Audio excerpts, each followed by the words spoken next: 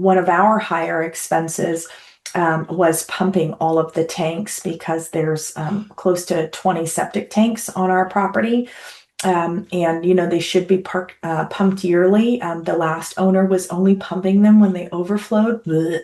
And some of them were failing because of that. So when we bought the park, we didn't want to freak the tenants out by increasing rent dramatically. So what we decided to do is implement additions in a couple ways. And I know I'm rabbit trailing, but I have to go off on this. So we had increased their rent by about $75 per pad, because their rents hadn't been increased since prior to COVID, and we bought the park in 23. So there was a 3-year gap where there was no rent increase. So we knew that they could handle it.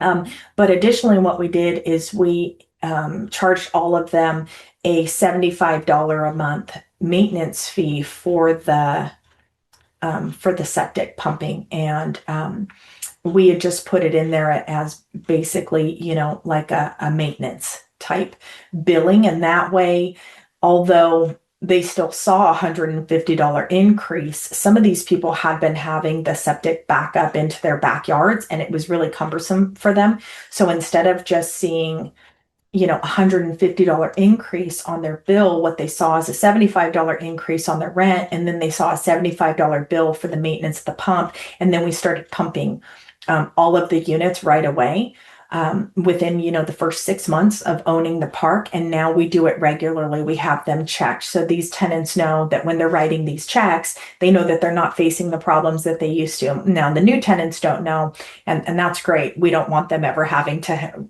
look back and remember when their raw sewage was going into their backyard. But